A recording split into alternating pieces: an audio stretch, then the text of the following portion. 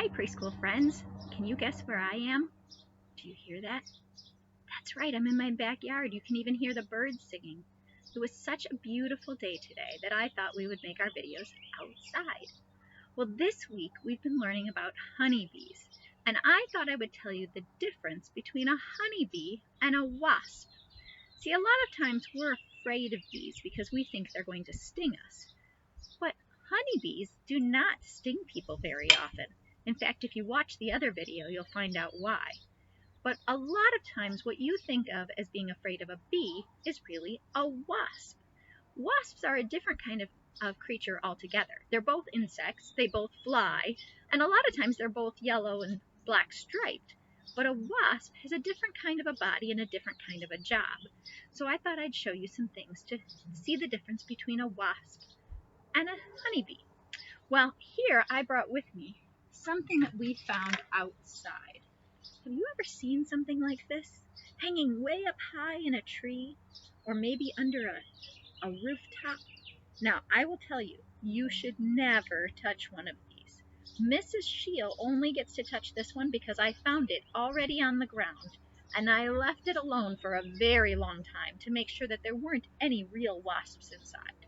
If there were wasps inside, this would be very dangerous to touch, but it's not. They're all gone. This is a paper wasp nest. A paper wasp nest is not made by honeybees at all. In fact, a lot of times somebody will see that and say, "Oh, I saw a bee's nest." This isn't a bee's nest. This is a wasp nest. And the wasp nest makes his nest out of paper that he makes himself. He makes it with his spit. In fact, you might be able to see what he uses to make that wasp nest up. Do you see anything in there that you recognize? Do you see the sticks? He wraps his paper around the sticks so he can hold on. Can you see the leaves in there? That's right, he chews up leaves and his spit turns into the paper. In fact, if you look at this, it's really beautiful. God really knew what he was doing when he taught wasps how to make nests. This is a really cool thing. Well, a real paper wasp nest, this is one, has an entrance in the bottom. Do you come in your house through the basement? Probably not. But a wasp nest, they come in through the bottom, in and out and in and out. And if you want to know what it looks like on the inside, just wait. Not only do I have that wasp nest, I have some of the pieces from inside a different wasp's nest. Do you see this? They make little cells where they can lay their eggs.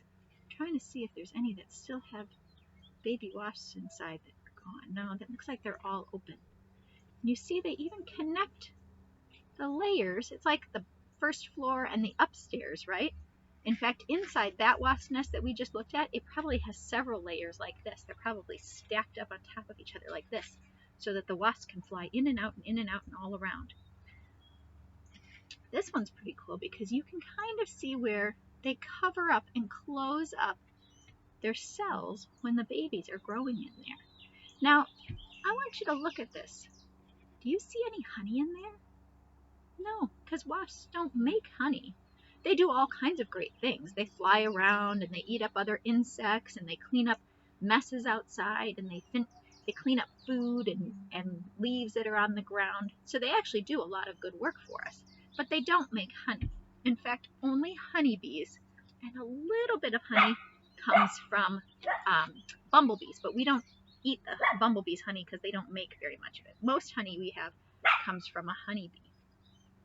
Now this looks different, doesn't it? This is honeybee comb. So you'll notice something the same. Do they make the same kind of shape? Yeah. Do you know what shape that is? It's a hexagon. It has 6 sides. The reason they make a hexagon and not a triangle or a circle or a square is that it's just the right shape and size to fit together like a puzzle so that they can lay their eggs inside. Now this one, when I touch it, you might be able to hear it. It sounds like paper and it feels like paper. It feels like I'm touching a cardboard box, like maybe a cereal box kind of feel. And this side feels a little bit more like tissue paper because they're a little bit smaller. Now this is made out of beeswax. And bees make their beeswax just like a wasp makes his paper. And they spit it out and they build the wax up. Now this one feels more like a candle.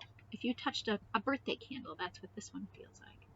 But if I squish it, we're going to do it right over here, it breaks right up. Do you see that? It's really fragile. You can't touch it really hard because it would break really easily. In fact, I have a couple pieces of it because my brother was working on the bees, and this was some extra beeswax that they had built in places that it wasn't supposed to be. But do you see how they made that? In fact, if you look at this side feels like a shiny plastic, almost like a jug of milk, like a hard plastic piece of milk. And this is the part that was up against the side of a hive where they built their nest. So they know how to make those cool shapes all by themselves. Isn't that really neat? Isn't that exciting? Now here's the last thing I want to tell you about honeybees and wasps. I know sometimes when you go outside and you see bugs around you, you might find a bee. And if you see a bee on the flowers, you don't need to worry about it. They're looking at the flowers. They're not worried about you.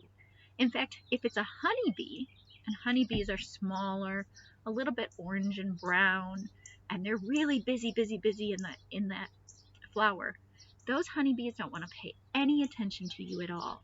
And so they're going to leave you alone. They're not interested in you. And I'll tell you this, they won't sting you unless they're really, really scared. If they're afraid that you're trying to grab them or sit on them or hit them, then maybe they might fight back. Like if somebody were trying to grab you or sit on you or hit you, you might say, hey, cut that out. And you might say not to do that too. That's the only time a honeybee will sting you. Because honeybees are very gentle and their real job is just to make honey and take care of their hive. They're not worried about you at all. So if you see a honeybee, look at it, enjoy it, leave it alone, and he'll leave you alone. Now, wasps are a little different. Wasps are kind of crabby. I would not say they're gentle at all. In fact, if you see a wasp, it's best to just slowly walk away. Because a wasp usually won't follow you. He's not trying to find you. But he will get a little crabby if you get too close, and he might sting you. And a wasp, ooh, their sting is not fun. You really don't want that. So, if you see a wasp, just walk away. Now, what happens if a bee or a wasp comes close to your body? Do you think you should do this and fight with them? No, don't do that, because that will make them scared. If you just stand real still, very quiet, and if they start to fly away, you just quietly walk away. They'll leave you alone, because they don't really want to bother you either. All right, friends, I hope you learned a lot about bees and wasps today. Let me know if you have any questions. I love you. Bye-bye.